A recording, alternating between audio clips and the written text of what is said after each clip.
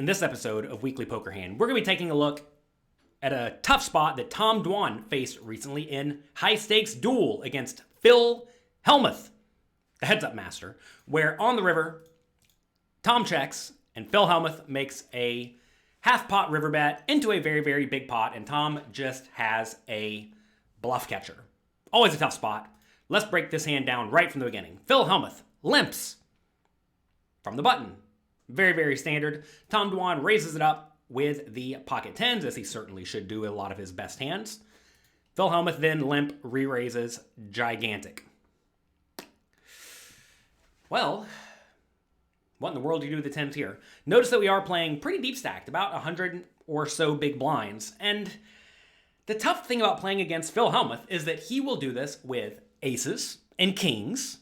And I'll also do this with total nonsense, like the 7-2 offsuit sporadically. Maybe not 7-2 offsuit, maybe something like 7-2 suited. If you watched the high stakes dual matches featuring Phil Hellmuth on PokerGo, you will have noticed that he goes for a lot of relatively aggressive, creative plays with some really bad hands, which, to some extent actually isn't all that bad of a strategy. Usually you want to be quite aggressive with your absolute best hands, but also with some junky hands, because that makes it to where your opponent has no clue if you have the nuts or nothing, and it keeps them guessing. I think, though, exploitatively, Phil does this with more bluffs than he should. So, what should Tom do with the tens? If he rips it all in with the tens, or re-raises to any amount, he's going to have to play for all of his money, but he's always going to get stacked against aces and kings and queens whenever Phil has it. And if he does have ace-king, obviously they're roughly flipping. It's not like it's some gigantic success. If he re-raises, though, and Phil has nothing, like 7-2 suited, then what's going to happen is Tom gets all of those bad hands to fold. And Tom doesn't actually care if Phil stays in this pot with 3 outs. So this is definitely a tough spot, but I think the right play is to just call, as Tom does. Flop comes Jack 7-2. Not so good if Phil has a 7-2, is it? Tom checks. Phil checks it back. You're going to see whenever we go through hands featuring Phil Hellmuth that very often, I just don't know what's going on. I think this is probably a spot Phil does want to bet frequently, but you have to realize that I have an inkling of what Phil's range looks like. I think it's very polarized, but at the same time, I don't really know. If Phil shows up with the Queen-Jack offsuit, I wouldn't be shocked, right? If he shows up with the Jack-3 offsuit, I wouldn't be shocked. If he shows up with aces, I wouldn't be shocked.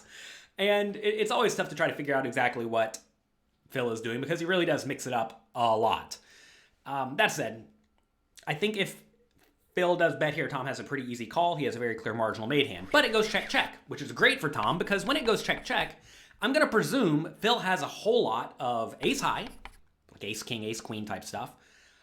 Maybe some bad jacks, like Jack-3.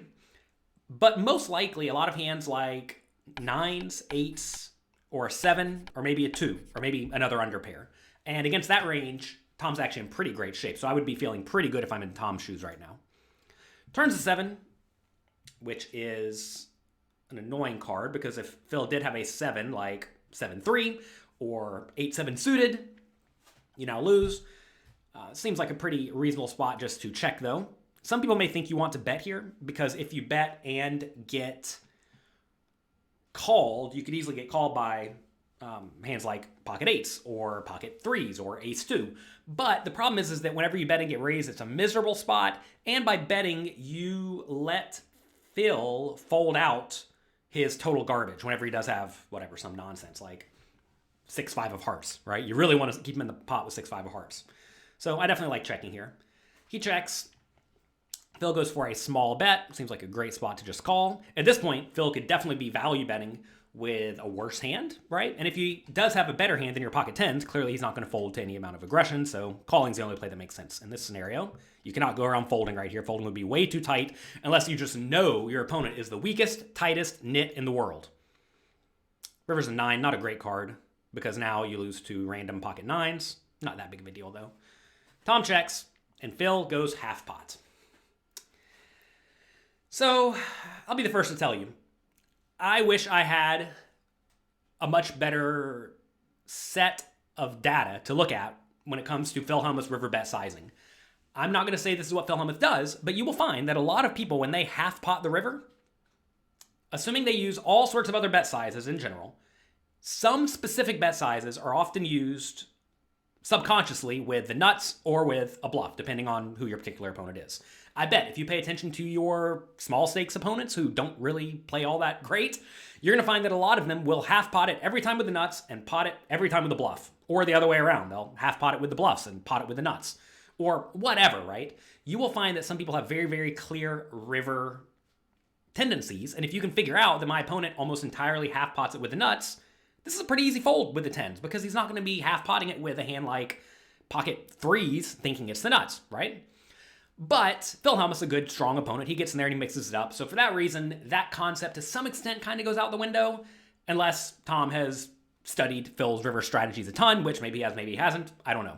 I got to presume if you're playing a high stakes heads up match, you've probably studied your opponent at least a little bit. So what do we do here? And what it amounts to is I think it doesn't really matter all that much. I will say that because the pre-flop ranges are so confused, I don't really know what Phil's range looks like. Normally in this scenario, you really don't want to block the logical bluffs. So what are logical bluffs here? I don't even know. That's the hard thing to even come up with, right? Because you got to presume if Phil had a hand like 10-9 or 9-8 or something like that, he would just bet the flop. And if he did have those hands, he probably wouldn't value bet them on the river, right? So we're not so worried about a hand like 9-8 running some weird bluff or thin value bet or whatever that is. I got to presume Hellmuth's not really the type to run a bluff with a hand like pocket threes in this scenario, or ace two. So the bluffs that make sense are just overcards like ace queen, but a lot of ace queens won't even bet the turn and then bet the river, so those don't make a whole lot of sense. And what else is there? Well, just stone trash, like the 6-3 or the 6-5. But again, you got to think a lot of the 6-3 and the 6-5 is just going to bet the flop. It's kind of hard to come up with bluffs if you go through that entire thought process, right? The problem, though, is that I don't actually know what Phil's range looks like. For all I know, he has a hand like King 8 suited that decided to limp and then re-raise pre-flop, check back the flop for some reason. I wouldn't know why. Then decide to bluff the turn and bet the river. Maybe he has a hand like Ace 3 suited. That's a hand that maybe makes some sense. They would decide to bluff the river to try to get Tom off of better ace highs. Maybe even a hand like pocket fours, right? So what would you do? I'm at a loss. Take a second to think about it. In this scenario, with the pocket tens, you're Tom Dwan. Do you find the nitty fold? Do you find the heroic call? Or do you get really spicy and raise it up? Pause the video and write what you would do in the comment section below.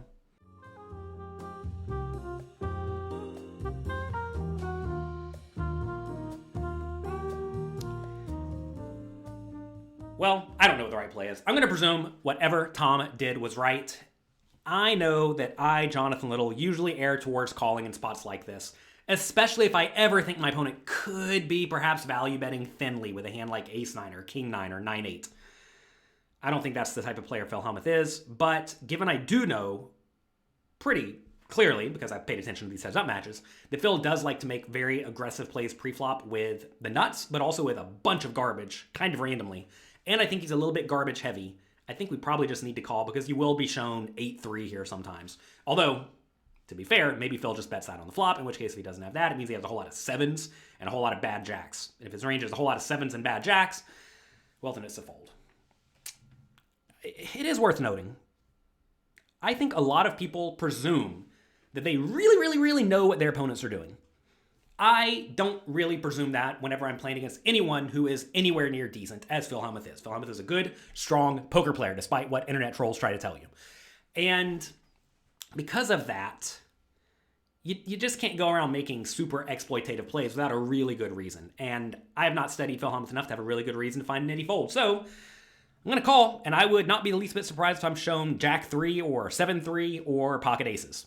But I think we will be shown bluffs a third of the time, or maybe 30% of the time, and that's enough based on the pot odds we are getting. So I like a call. Tom does call.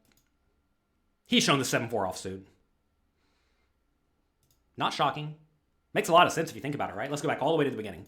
Phil has the 7-4. He limps pre-flop, sure. Tom raises it up. Phil decides to go zoom, zoom, zoom, as he sometimes does. Old man speeding. Tom calls, check with a very clear marginal made hand, right? Makes a lot of sense. He could maybe sneak in a small bet on the flop. Whatever. Turn is another 7. Tom checks. Phil goes for a small bet to try to keep him in, right? River's 9, check. Phil bets again, medium. Makes a lot of sense. Now, how would I have played this hand if I did get to the flop in Phil Hellmuth's shoes? I probably would have bet small on the flop, but checking's fine.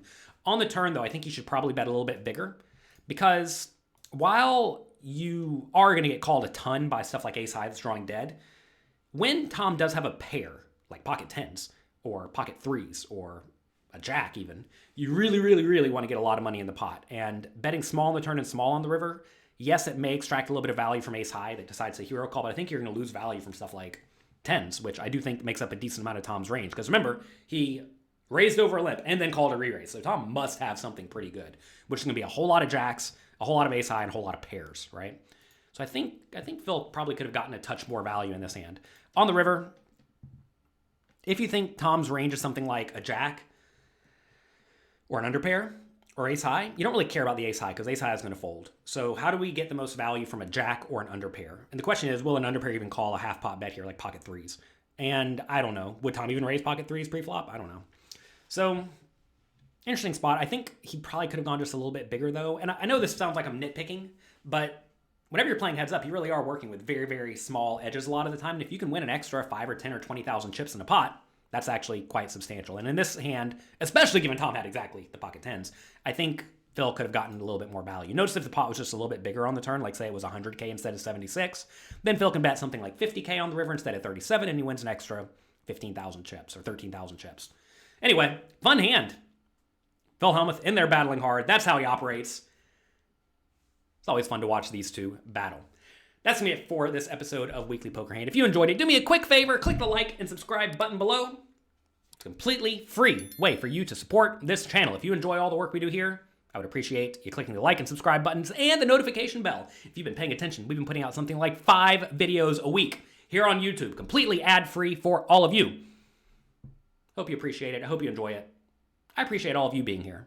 Good luck in your games. Have a great week. And I'll talk to you next time.